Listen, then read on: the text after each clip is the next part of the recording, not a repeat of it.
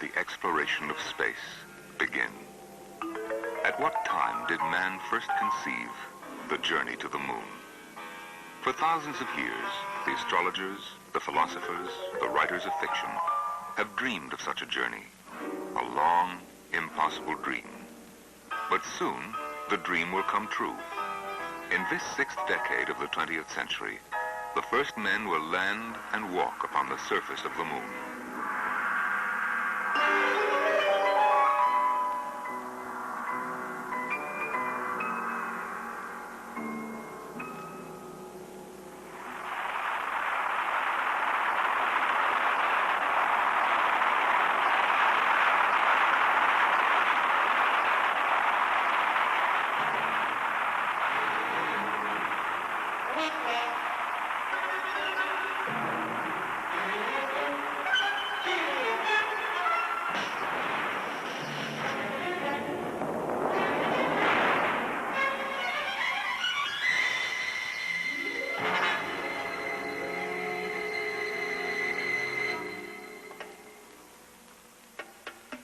The journey to the moon is not an isolated event.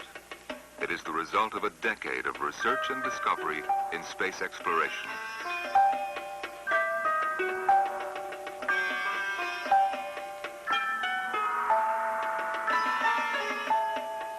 At NASA research centers, scientists, engineers, and technicians developed and tested new families of scientific satellites, unmanned spacecraft, which would extend man's senses where he could not yet see, or hear, or touch.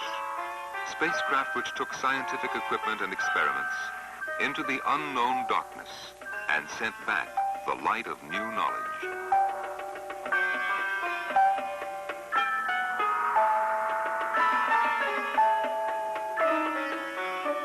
From these satellites, man has learned the nature of microscopic particles in space. He has measured air density at great altitudes, discovered how electrons deflect radio waves in the ionosphere, and where radiation belts encircle our planet.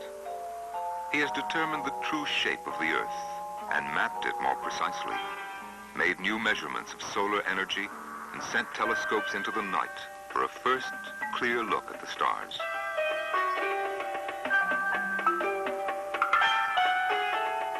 Some were joint efforts to add to man's knowledge, the combined scientific quest of other nations and the launch technology of our own.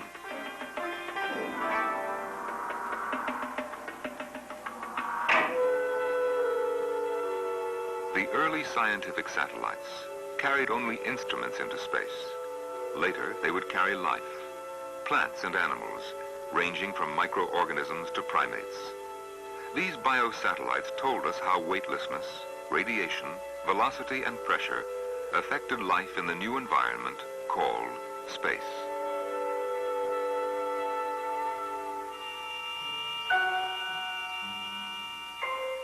As man learned more about the Earth and near space, he sought to know about his neighbors in the solar system. Probes were hurled through interplanetary space to the neighborhood of Venus and Mars. Nearing Venus, our spacecraft reported the atmosphere to be very dense, the surface hot enough to melt lead.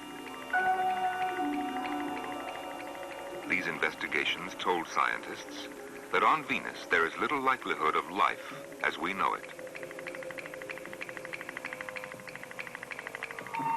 NASA also sent deep space probes sailing across uncharted seas, more than 360 million miles, to look for a brief but wondrous moment at our nearest planetary neighbor, Mars. We learned that Mars is probably more like the moon than Earth, pockmarked with craters, with little or no magnetic field or gravity.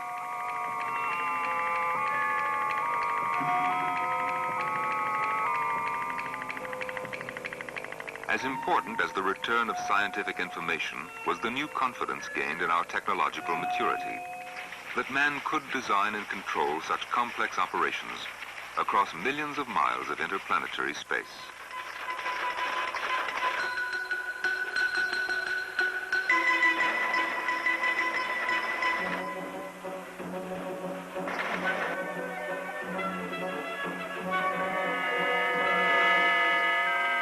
Over the past decade, Scientists also developed complex new instruments to probe the intimate secrets of the long, mysterious moon. Television cameras took us live and close up to the lunar surface. Our spacecraft landed softly in the lunar seas.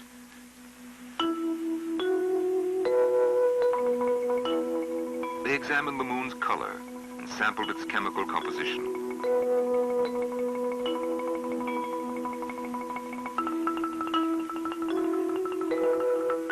Man witnessed a sunset on the surface of the moon, saw the sun eclipsed by the Earth, and looked back at his own planet 250,000 miles away. Other spacecraft circled the moon, photographing its yawning craters and soaring peaks, mapping more than 95% of its entire surface.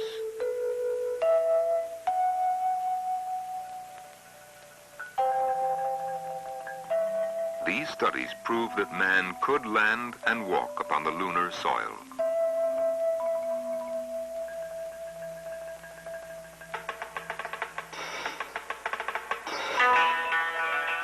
In this first decade of the space age, the science and technology which was used to explore outer space was also applied to practical benefits here on Earth. Down-to-Earth satellites provide a constant watch on the world's weather, serve as beacons for navigation by ship or plane, send voice and picture from any point on Earth to any other.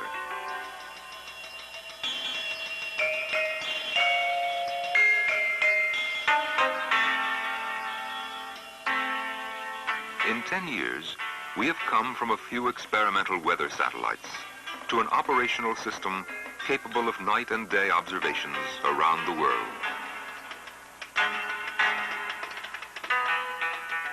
Today, satellites take portraits of storms that span half a continent and transmit them to meteorologists in many nations. They have detected hurricanes and typhoons and given valuable hours of warning to those who live and work in their pathways.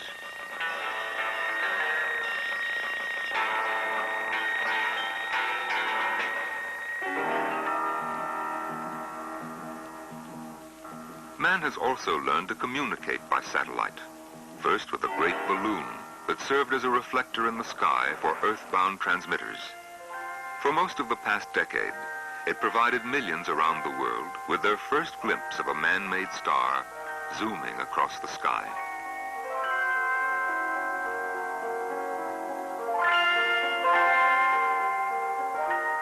Other satellites followed that could perform increasingly complicated communication tasks. Today, the technology proved out by these first families of satellites has been put to commercial use in an operational system which is available not only to television networks and businesses, but to people everywhere.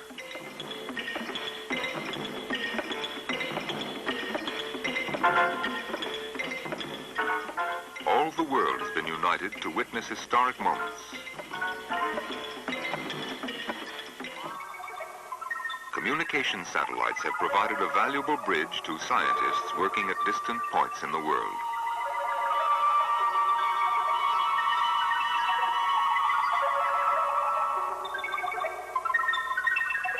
But space research was not the only mission of NASA. The first A in the name of this new organization stands for aeronautics.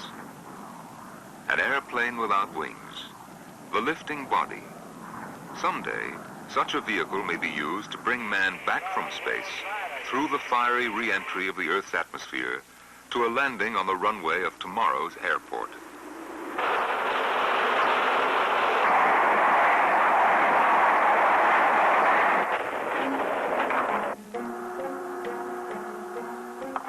In 10 years, the field of aeronautics has kept pace with man's desire to fly ever higher, faster, and farther.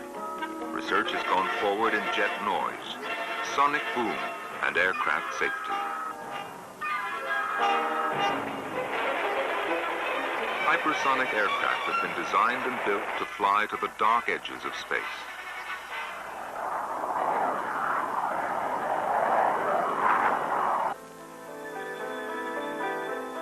But the journey to the edge of space was not far enough. Man needed bigger rockets with greater power, the ability to cross the threshold of space for himself. In the 1960s, manned space travel became a reality.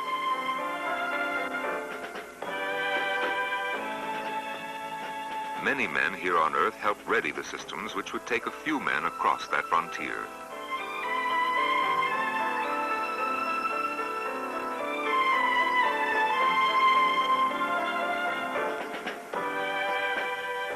The astronauts, star sailors on a formidable sea, conditioned themselves for the new phenomena of space.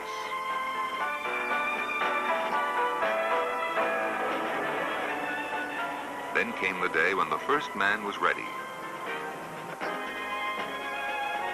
Astronaut Alan Shepard became the first American to enter space.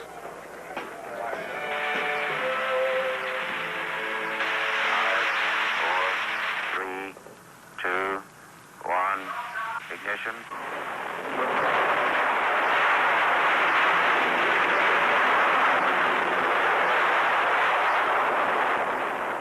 All right, liftoff and the clock is started. Okay, hey, you're on your way. Liftoff and fail safe. Okay, reading you loud and clear. Right, thank you. Many astronauts would follow on longer voyages into space.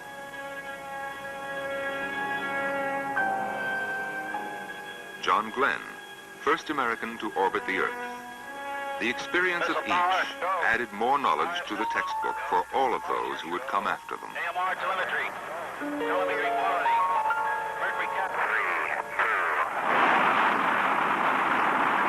Roger, our clock is operating. We're underway. Loud and clear. Roger, we're programming and roll okay. What we long about here? Stand by for 20 seconds. Roger. Mark. Roger, back in pocket. From these first flights came important information about the men, their spacecraft, and the facilities and personnel who supported them. Man could withstand the force of gravity many times his own weight. Man could live for extended periods, weightless in the vacuum of space.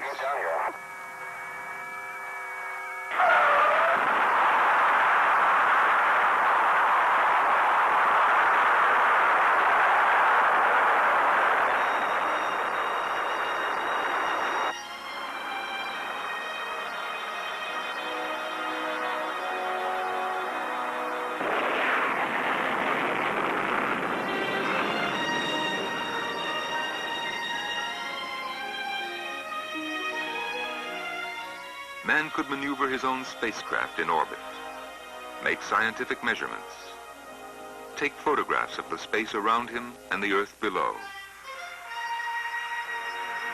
76, Houston is standing by. Roger, understand. Station keeping at 120 feet. Man could locate other spacecraft hundreds of miles across the ocean of space. 79 Hawaii.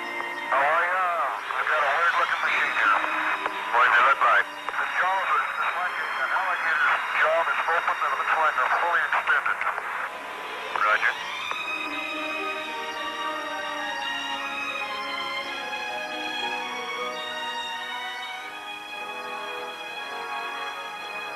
Okay, we have a rigid light. Okay, Gemini 8, it looks good here from the ground. We're showing cone rigid. Everything looks good from the docking. Gina was very stable. At the present time, we're having no... Man could rendezvous and dock with spacecraft sent into orbit ahead of him. Gina, very stable and no noticeable oscillations. Okay, we're going to cycle our stop-on switch now. Roger. With light, we are docked.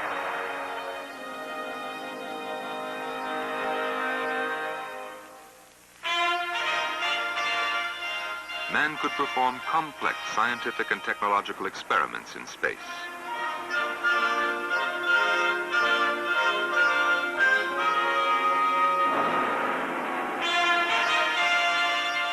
Man could walk and work outside his spacecraft.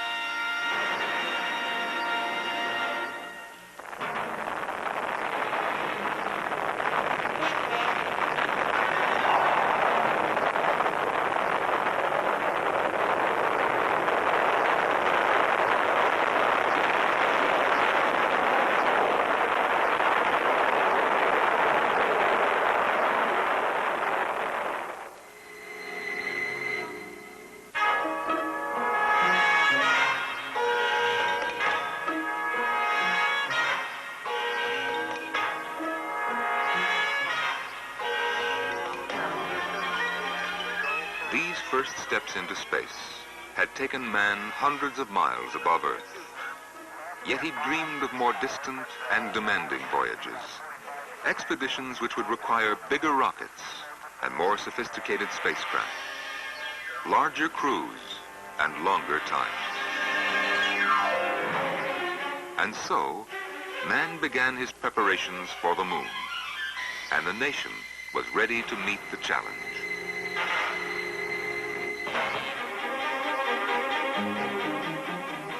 Behind the spaceman have stood thousands of engineers, scientists, and technicians, all part of the team dedicated to building and testing the many components which contributed to the dream. America called upon its industry and its institutions, placed new demands and offered new challenges to the establishments of our time. Education contributed ideas and experiments, scientific expertise, and manpower. Industry solved thousands of insoluble problems, found new methods and new materials when they were needed, achieved new heights in quality control and rates of performance.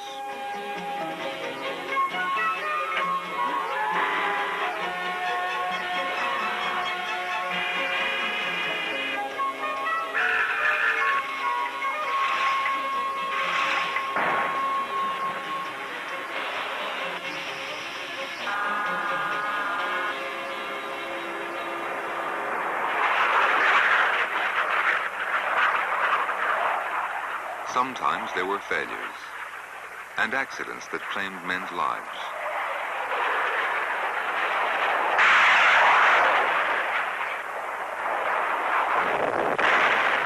The astronaut pilot of this research vehicle landed safely.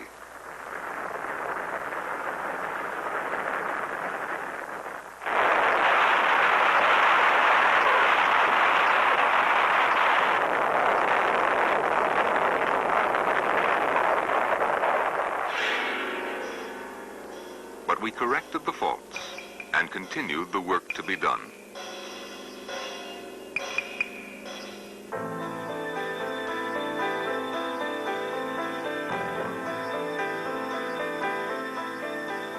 Youth witnesses the culmination of a dream. Here in this building at the Kennedy Space Center, the mighty Saturn V rocket is ready.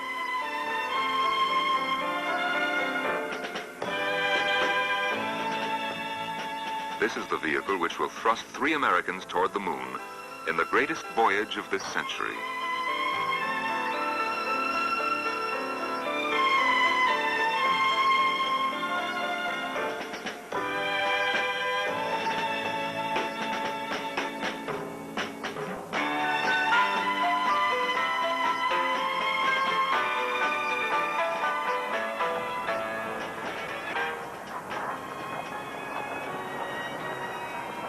The great adventure begins here at 1 mile per hour. A giant slowly and ponderously inching its way toward the pad, carrying with it the plans and performances of multitudes of people.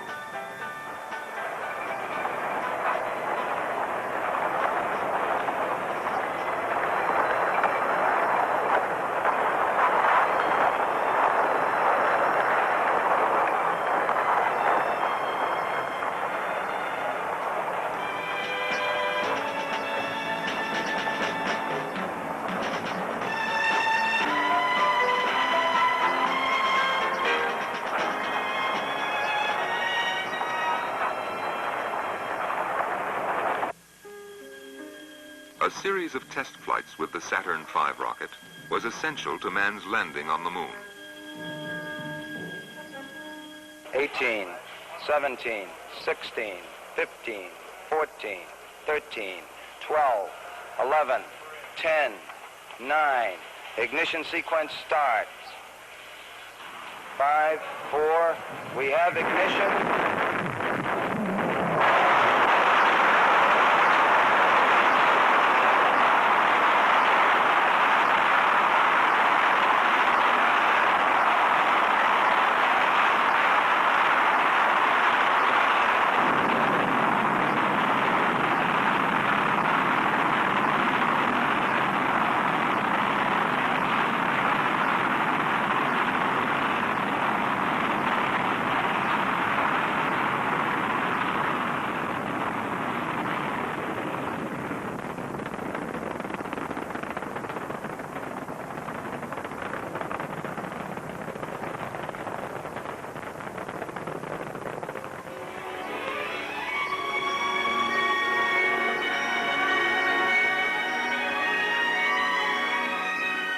The rehearsal began with Apollo 8. 3 days and 238,000 miles away from Earth, the pioneers of Apollo 8 came face to face with the lunar landscape.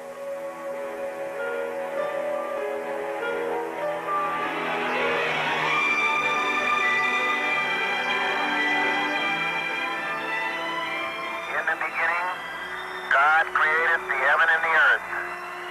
And the earth was without form and void, and darkness was upon the face of the deep. And the Spirit of God moved upon the face of the waters. And God said, "Let there be light." And there was light. These men were the first to orbit the moon, to go where man had never gone before, to see sights which man had never beheld. The late day, and the darkness he called night, and the evening and the morning was the first day. And God said, "Let there be a firmament in the midst of the waters, and let it divide the waters from the waters." And God made the firmament, and divided the waters. It was Christmas back on Earth, but this was the time when both the Earth and the moon were in the right places, and this was the opportune moment. And the evening and the morning were the second day. And God said, "Let the waters under the heaven be gathered together into one place, and let the dry land appear." And it was so. And God called the dry land earth, and the gathering together of the waters called he seas. And God saw that it was good. And from the crew of Apollo 8, we close with good night, good luck, a Merry Christmas, and God bless all of you on the good earth.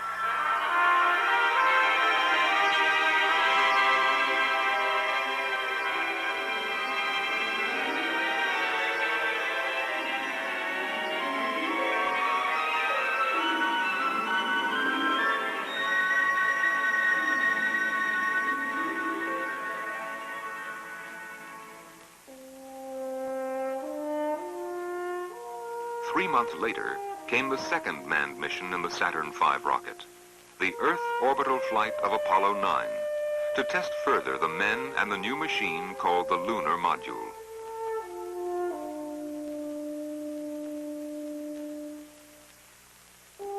Despite illness and anxious moments, the mission was successful. The command and lunar modules could separate across the vastness of space and could come safely together again.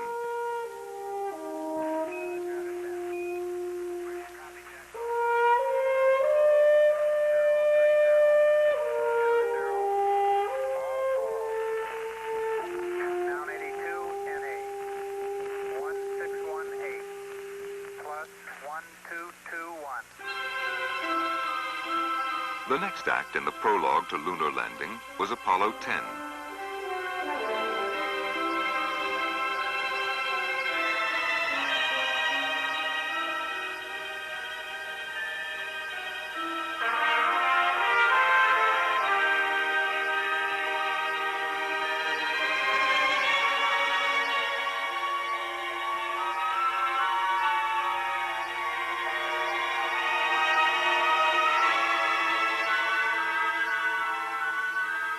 Two of the astronauts entered the lunar module and took it down to within 50,000 feet of the lunar surface. The final and most critical tests were completed successfully. The Sea of Tranquility now awaits the arrival of the first men from Earth. Monitor descent. Descent. Helium monitor select switch to supercritical position. Supercritical. Three men will make the journey. Astronauts Neil Armstrong, Edwin Aldrin, and Michael Collins. They will share some of the experiences of those who preceded them. The launching, Earth orbit, rendezvous and docking, lunar orbit, separation of the command and lunar modules. Astronaut Collins will remain aboard the command module in lunar orbit. Astronauts Armstrong and Aldrin will land on the moon. Here on Earth, they have rehearsed the activities they will perform.